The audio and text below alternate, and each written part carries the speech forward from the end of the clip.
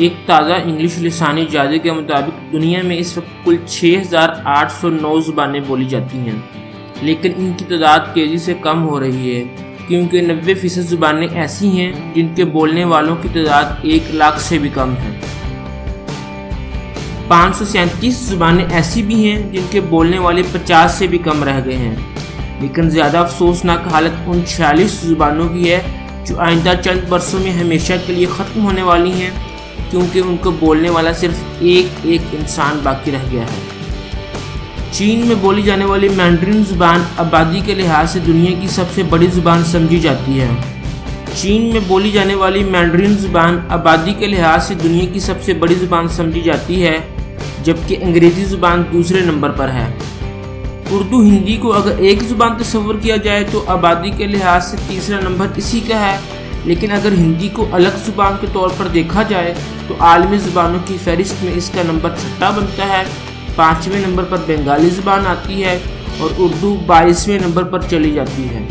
اس کے علاوہ عربی اور ہسپانوی بھی دنیا کی بڑی بڑی زبانوں میں شامل ہیں،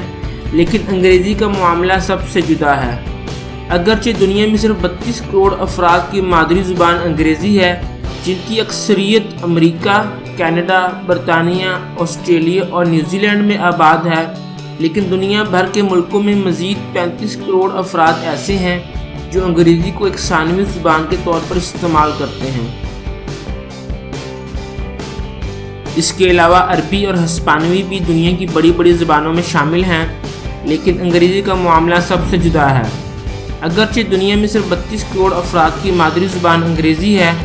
جن کی اکثریت امریکہ، کینیڈا، برطانیہ، آسٹریلیا اور نیوزی لینڈ میں آباد ہے، لیکن دنیا بھر کے ملکوں میں مزید 35 کروڑ افراد ایسے ہیں جو انگریزی کو ایک ثانوی زبان کے طور پر استعمال کرتے ہیں، یعنی اپنی مادری زبان کے ساتھ ساتھ وہ انگریزی بھی روانی سے بول لیتے ہیں۔ ان کے علاوہ 10 سے 15 کروڑ تک ایسے افراد بھی ہیں جنہوں نے ضرورتاً انگریزی سیکھی ہے، لیکن ایسے افراد کی تعداد اب تیزی سے بڑھ رہی ہے جن کی نہ تو یہ مادری زبان ہے اور نہ ہی ثانوی زبان۔ البتہ تعلیم، روزگار یا محض ذہنی افق کو وسیع کرنے کی غرض سے انہوں نے انگریزی میں دسترس حاصل کی ہے۔ ریڈیو، ٹی وی، فلم اور خاص طور پر انٹرنیٹ کا استعمال بڑھنے کے ساتھ ساتھ انگریزی زبان کا استعمال اور اس کی افادیت بھی بڑھتی جا رہی ہے۔